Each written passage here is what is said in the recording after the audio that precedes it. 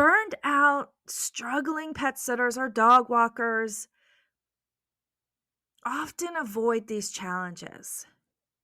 They convince themselves that they don't have time, or they dismiss alternative methods like, "Oh, that worked for you, but that can't work for me because of XYZ," right? And they come up with stories as to why change isn't going to work for them or their business. This is the Dog Sitter's House podcast.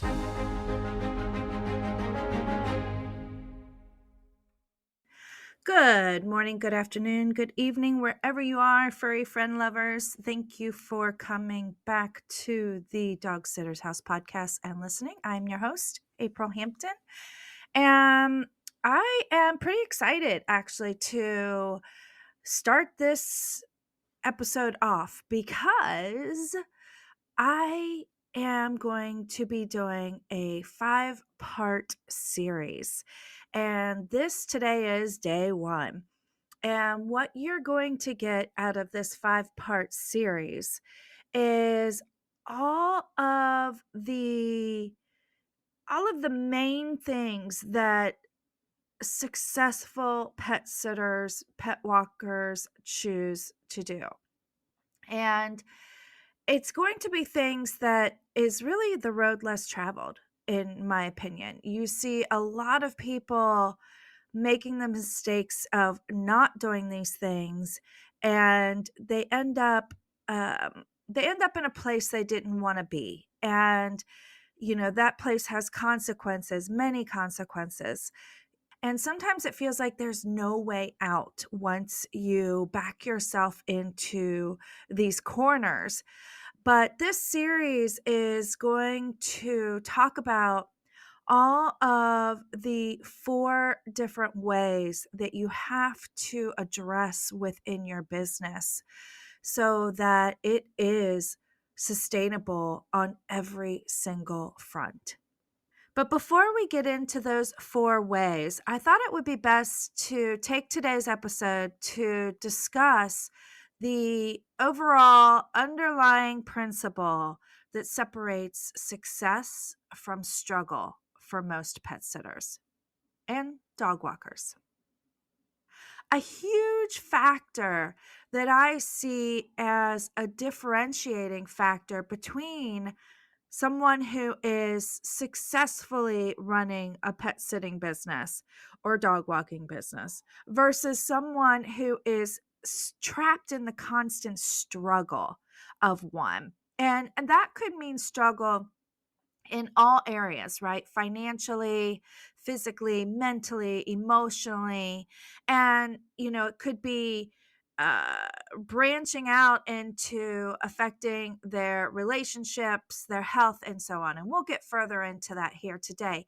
But the overwhelming underlying reason for this is because people are putting reasons over results. And when somebody is completely successful in every area of their business, and I'm not saying perfect, nobody's perfect, everyone has a struggle from time to time, but when things are pretty much running smoothly, in flow, it's not affecting your life in a negative way on a consistent basis or your business in a negative way, then what those people are doing is getting results, right? They are getting results. They are taking action. They are doing the things that gives them the results that they desire. Whereas those who are struggling constantly, who are allowing their business to affect their lives in ways that might be irreversible, like relationships and health and so on and so forth, they give reasons. Instead of getting results, they give reasons. And they're always giving reasons as to why they can't get their results. You see, most people offer reasons for why they aren't getting the results they want instead of taking the actions necessary to achieve them. So it really comes down to a choice. And that choice is you get to choose your hard. I've talked about this before briefly, I think, on a past episode. But today we're really going to dive in deep on this because it is what is really going to set you up for the next 4 episodes in this series. So keep this in mind. I'll try to review it each time a little bit as a reminder. But it's really important that you get this point. And, hopefully it's something that you have an open mind for because if you get triggered by it, it's a sign that it's really something you need to pay attention to. And it's not something I'm trying to cause in people. I'm not trying to trigger people or upset people. But here's my philosophy. If I buy into your story and I don't want to upset you, so I just go, "Oh, okay, yeah, I understand why you do that." But I can truthfully see that it's a story that's a reason that's keeping you trapped in struggle, then I'm not doing you any good. Okay? If you're my client and I'm coaching you, I'm not doing you any good whatsoever by buying into your story that is keeping you trapped. My job is to gently, hopefully, trigger you into seeing where you can start taking action to get the results that you want and eliminate the reasons that are keeping you from it. Making time to work on your business, taking different steps or actions that will improve your business, improve your life, improve your schedule, making changes that trigger fear. Really, a lot of these trigger fear. That's pretty much the underlying reason for everything that we do or don't do. These things are really hard to choose to do. But you get to choose your hard. You can choose to work on those, or you can choose to avoid them. You can choose to give reasons to avoid them. But avoiding them doesn't make life easier. It just trades one hard for another. Burned out, struggling pet sitters or dog walkers often avoid these challenges. They convince themselves that they don't have time, or they dismiss alternative methods like, oh, that worked for you, but that can't work for me because of XYZ, right? And they come up with stories as to why change isn't going to work for them or their business. And to put that in perspective, let me tell you a little story first before I move on. I have a client who, in a session we had, she ended up really coming down to the realization that her pricing on her daycare services made it so that she's only bringing in about $200 a month after labor expenses. And, she doesn't want to take on any more dogs for daycare, and she doesn't want to raise her prices. And I saw this big hole in her business, which is that indeed, right? The hole is that she is only bringing in $200 profit from her daycare services. And I pointed this out to her, and I had to ask her, okay, why would you only earn $200 for having X amount of dogs in your house for 3 or 4 days a week and going through the hassle of hiring, scheduling, managing somebody to help with that, as well as the amount of stress that that puts on your house, your yard, the wear and tear, And have you factored in the cost of having all these dogs there every day to your water bill because you have more laundry, or your cleaning supplies expenses, because you have more dogs to clean up after, you have more laundry detergent you have to use. What about just the stress? What about the emotional cost, the mental cost, the physical cost of, the stress you go through pretty much every single time a dog is arriving or a dog is being picked up because the whole pack goes wild. You have to deal with that barking. So I asked her, if you take all of this into consideration, the whole picture, are you really earning $200 even? Are you really profiting $200? Or could you actually be spending money in order to have your daycare services, right? In a sense, are you losing money? And therefore, because you're losing money, you're actually putting money into providing a daycare service for the dogs that you have at this time. And she saw what I was talking about, but when I presented to her the two options to fill this hole in her bucket, I called it, uh, it was okay, either one, you can choose to significantly raise your prices so that it matches the value that you offer, because she is way undercharging the value that she gives. Or you can choose to give up daycare altogether and just focus on other parts of your business and growing those parts, those sections, because that's just what you'd rather do. Either way, maybe it is, maybe it isn't. I don't know. These choices are for you. But either way, if you don't make a change, you're bleeding money every month. And why would you do that? And her response was, well, these dogs for daycare have been coming to me for so long now. I feel like it would be morally incorrect to either let them go or significantly raise my prices.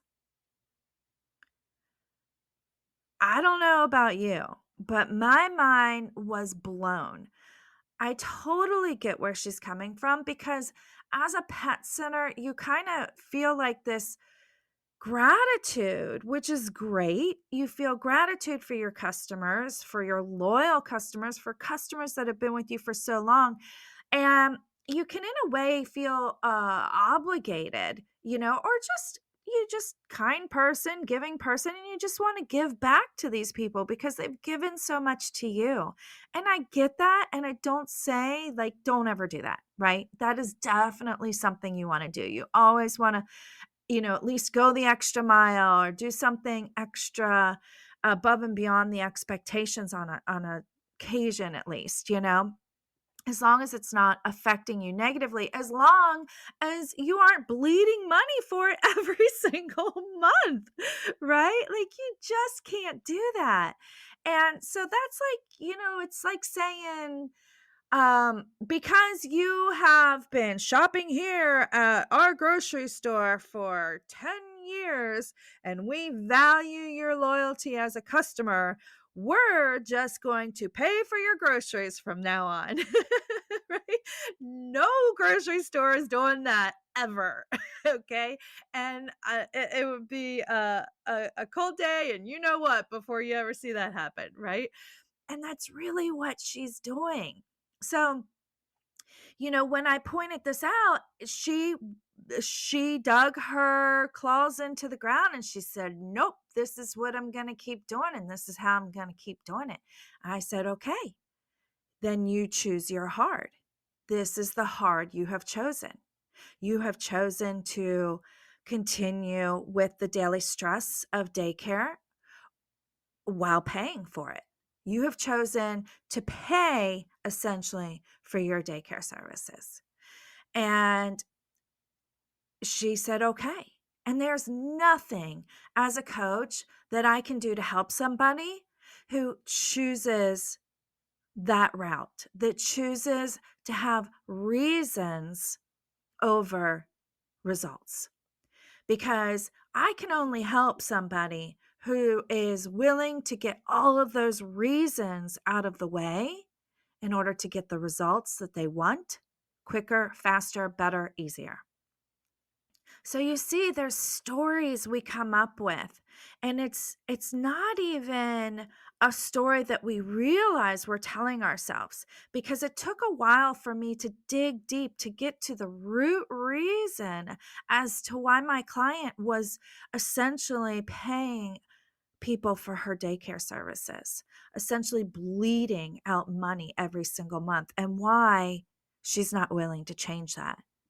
And, that reason was that she, for some reason, feels morally obligated to these customers. She feels morally obligated to lose money every month just because they've been coming to her. It's not something that I can change. It's only something she can choose to change. Is it going to be hard for her to shift that mindset to overcome the feeling of being morally incorrect when you're a good person? It is hard to do something that you feel is morally incorrect.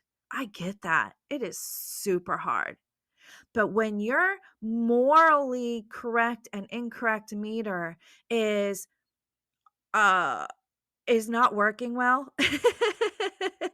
And when I'm not judging her. I'm saying it's not working well, just judging by the numbers alone, okay?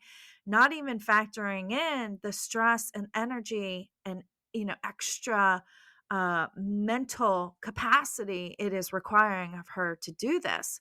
But when you just factor in the numbers alone, that moral meter it needs tested. It needs recalibrated, right? And so it's very, very important to have somebody in your world, whether it's a coach or a loved one or a spouse or a mom or a dad or a best friend or whatever, who is going to love you enough to help you see when you are choosing reasons over results and not buy into your story. You see, if I bought into her story and just said, you're right. I totally get it. I feel super obligated to my customers that have been with me for, 2, 3, 4, 5, 6 years as well. I get it. I hate raising prices on them. I feel like it's just, morally incorrect to change the price on them, even though I've added a ton more value since they've come to me, even though um, I have been reliable for all these years and they know they can trust me because I've done the work it takes for them to trust me, even though the cost of living goes up and there's a minimum of 3% inflation. But if you look in the last 5 years, it's been a lot higher than that, right, per year. So, even though all of that, it's morally incorrect, for you to raise your prices. I agree. If I said that, there is no way she's ever going to stop struggling, to stop bleeding money every single month. Is there? No, because she has approval. She has approval that her reason is a good enough reason to continue on bleeding money every single month. But at least now, even though she did not change her mind, at least now there is a seed planted in her mind. And that seed may grow and it may not grow. But I know that as a coach, I at least did not water the seed that's keeping her in struggle. And that is a choice that she is now consciously making. So you see, avoidance of dealing with something like bleeding money every month, it doesn't eliminate hardship. It actually prolongs it.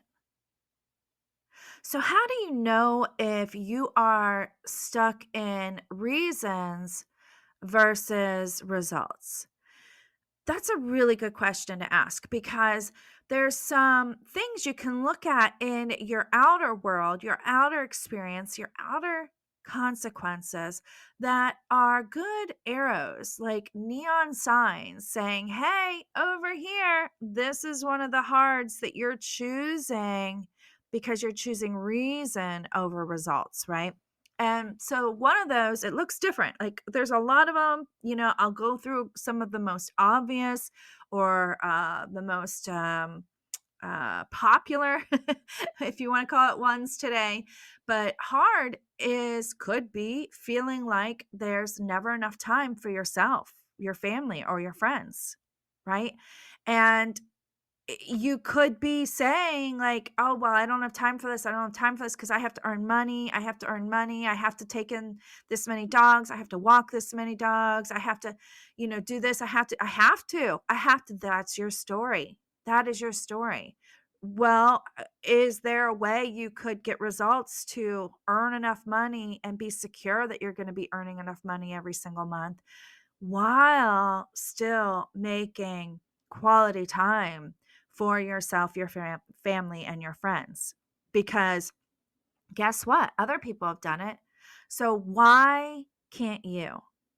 And that means that you're probably choosing some sort of reason why you can't instead of looking at how you can create the results that you really want. All right. Hard could also and this kind of goes in line with the first one, but hard is never being able to take a real vacation. I am so guilty of this. I'm guilty of all of these. I've been through them all. This is how I can speak on them. But I have mentioned before on previous episodes that I went 2 full years without a day off. Okay. I didn't not only take a vacation, I didn't even take a day off, okay? And I know that my story is not unique because I know a lot of pet sitters out there. Maybe you could be experiencing this right now, or you have in the past. And or it could be something you experience coming up in your future if you don't start doing things smarter instead of harder, right? So for me, it was, 2 years. And that vacation after 2 years that I ended up finally taking was a 3-day weekend, which was not even a real vacation because I had 2 years of pent up, constant stress go, go, go, go, go, go, go, go, go. And it took me a full 3 days just to decompress. I mean, I could not sit still. I could not just sit back and appreciate the beauty of the nature that I had inserted my physical body into. I could not get my mind, my emotions, my mental capacity to come sit down and smell the roses, right? It took me 3 full days to even get partly of the way there. I don't even think I got 100% of the way there because just as I started to appreciate the stillness, the quiet, the beauty surrounding me, I had to turn around, pack up, and go back home. And I don't even remember how long it was before I took another vacation, but I did start implementing more 3-day vacations, which was a start. And I think it took me a whole nother year, I want to say. I could be wrong, but I think it took me a whole nother year before I actually went on basically a week-long vacation. And, when I did that again, it took me a few days to decompress and actually get my mental self, my spiritual self caught up to my physical self and, decompress and just relax and enjoy the moment and be present where I was without having to feel like I always had to be doing something. Because that's what getting into this pet sitting business and working your tail end off every single day does. It gets your body into this, go, go, go mode. It gets your subconscious mind into we have to be doing something, we have to be doing something, we have to be doing because there's always something to do. And if I don't stay on top of it, I'm gonna drown. I'm gonna drown, right? I know that some of you out there are drowning right now. And the truth is there's a reason that you are giving as to why you're drowning, and you are choosing that reason.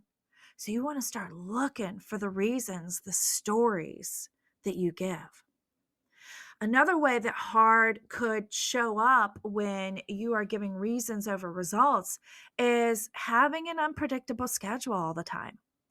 If you have set your business up in a way that was just focused on earning and getting more clients and bringing in more bookings, I mean, of course, you're focusing on serving and taking care of the animals and all that too, right? But if you're not actually doing the hard part of sitting down and analyzing your numbers and figuring out your ideal schedule on a day by day basis and figuring out the total occupancy or number of bookings that you need to have every single day that is physically, mentally, emotionally plausible, then and you just then you're just going to keep on having an unpredictable schedule.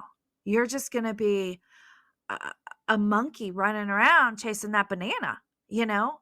And you're probably giving reasons as to why you're doing that instead of sitting down and actually doing the hard part of figuring out your numbers.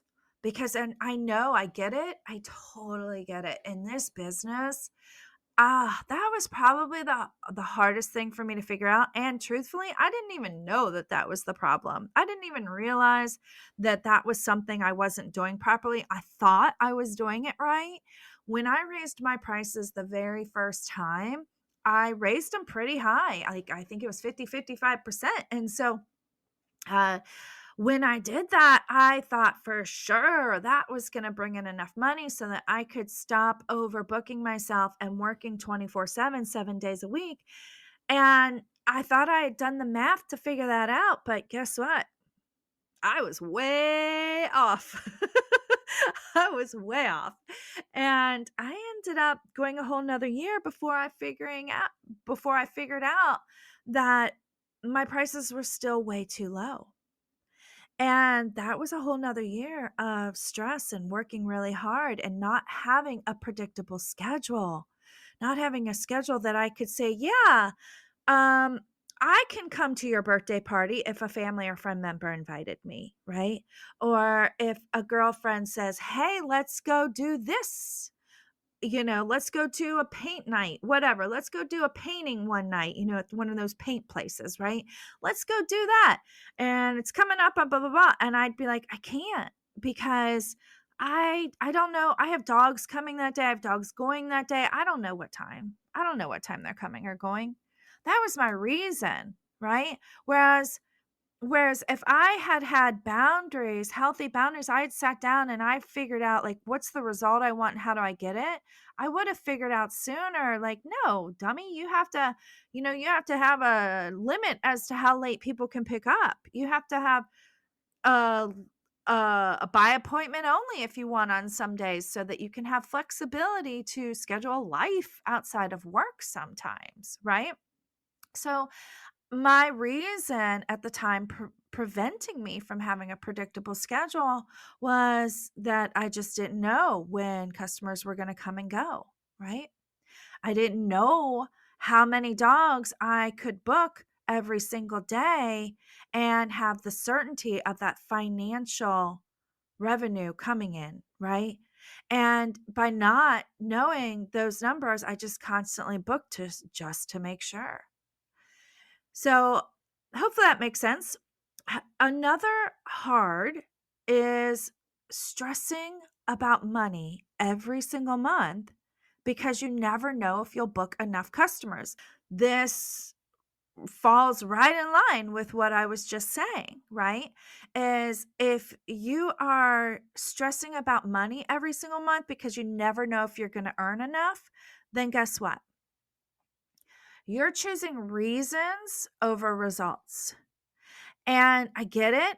I get it because we all start out following the standard model of how we see other pet sitters setting up and structuring their business.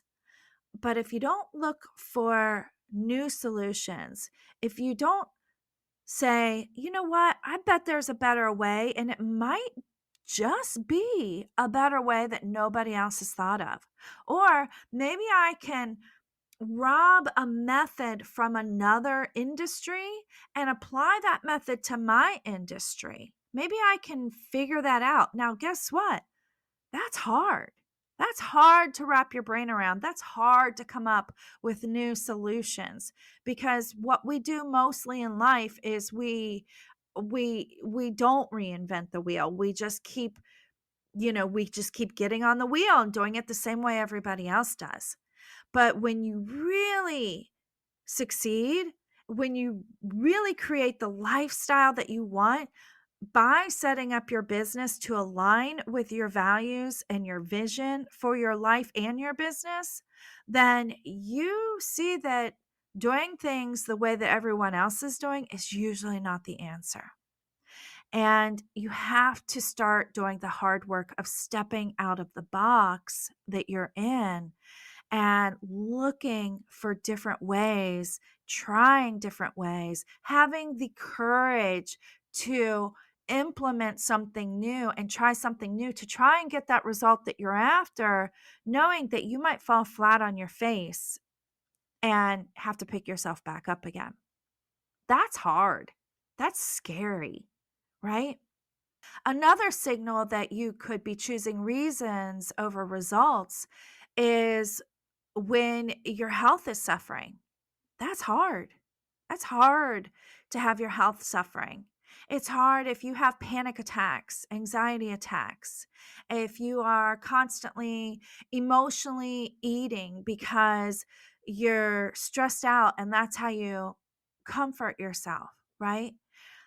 uh, because you don't have the energy to take care of yourself every day, because you've given all of the energy you have to taking care of everyone else, all of the animals, all of the customers. And when it comes to actually choosing something to do for yourself that is healthy for you, you don't have the energy to choose that, right? I've done this. I am so guilty of this. So don't beat yourself up if you're doing this. I totally get it. It's normal. So many people do this. And I hate seeing you go through that. If you're going through that, I hate seeing you going through that, because what's the saying? Like, if you don't have your health, you don't have anything. You can't run a business if you're not healthy.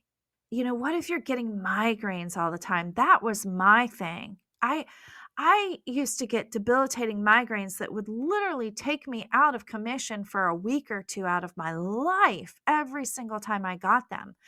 You cannot function, okay? You cannot support yourself if you cannot function for a week or two out of your life. And if you continue to take care of everyone else to the point that you don't have the energy to take care of yourself, eventually your body's going to get to that point where it stops you and forces you to. And then you have a whole nother dilemma of stress, of worrying about earning a living, of just the basics of surviving. So please look at what reasons are you giving and how you can shift your perspective to one that is more results oriented. Okay, the last hard that I see people going through when they're choosing reasons over results is working twice as hard for the same or even worse results. And, I circle back to the story that I started this with, and that is my client who is bleeding money every single month. She is working twice as hard for what? Not for anything. She's causing herself so much more stress, so much more headaches, so much more chaos, canine chaos in her house. And I can almost guarantee she's spending more than the $200 that she thinks she's profiting every month on her water bill, her laundry detergent, her cleaning supplies, her paper towels, right? And just the fact of like how much more money could she be bringing in if she took that energy that she's using on having this daycare service and she applied it to another division of her company so that she could earn more money that way, right? So she is working twice as hard so that she can lose money and not grow her business faster, easier, better. Okay, so I hope you get this. Now let's switch to the opposite side of this equation. Let's switch to choosing the hard that actually pays off, right? Because what I see is successful pet sitters. And when I say successful, I don't just mean financially, I mean successful in every single way. Successful is your own definition. You get to choose what success is to you. You know, success for me, for example, some things that define success for me is having a business that I love, you know, not having um days where I like constant days where I get up going, oh, I gotta work again, you know, and like just living for the weekends because I hate what I do all week. That to me, if I'm not feeling that way, if I'm loving what I do every day, if I get up with energy and joy and gratitude and excitement and happiness for the day, then that to me is success. That is huge. I spent way too long in the corporate field hating what I did every single day and feeling like I had to do it because of security, right? Or so called the illusion of security because I got fired multiple times. What happened then when they lay off 100 people and all of a sudden you don't have a job? That's not security anymore. And you have no control over that, right? At least in my own business, I can take full responsibility for all of my results. Is it easy? Nope. Not going to lie. It's not easy whatsoever. Are there hard days? Absolutely, right? But successful pet sitters choose those hards. They face their fears. They make time for action and they stay open to new ways of doing business, right? They have an open mindset. This is what's called a growth mindset versus a fixed mindset. They have the openness to say, I want to grow. I want to learn things that are different that I don't know about. I want to try new things, right? Whereas a fixed mindset says, nope, this is the way it's done and it's not going to change. This is how everyone else does it, so this is how I'm doing it. You know, a fixed mindset says, I'm not open to new ideas. I'm not open to new ways of doing things. And because open mindset, the successful pet sitters who have an open mindset, because they reap the rewards, right? Some of the rewards they reap are they work less, but they earn more. How cool is that? Right? Yeah, it's hard to get your business set up and structured in a way so that you get this, so that you can work less and earn more. But once you do, you do. And I can't say you're going to coast, but then you can focus on other things that are more important to you, be it personal and or in your business's growth, right? In the direction you want to take it. Another reward or result that these pet sitters get is they don't have any more stress about getting enough bookings every month anymore, right? When they've set their business up in a way that they have a predictable recurring monthly income, guess what? Stress dissipates. Now you can focus that time and energy on adding more value, on going above and beyond to wow your customers so that you easily get more referrals and you don't even have to market yourself hardly, right? A reward, a result that they get is having that predictable schedule. Because when you set it up like that, then you get a predictable schedule that includes life outside of work. And can I get a hallelujah, amen for that one, brothers and sisters? I mean, that's what I'm talking about, right? Because chances are you did not start your business so that that's all you could do for the rest of your life. Chances are you started your business because you want freedom, because you think having a business gives you freedom. Guess what? The business doesn't give you freedom. Doing the hard work that it takes to set your business up in ways so that it gives you the freedom.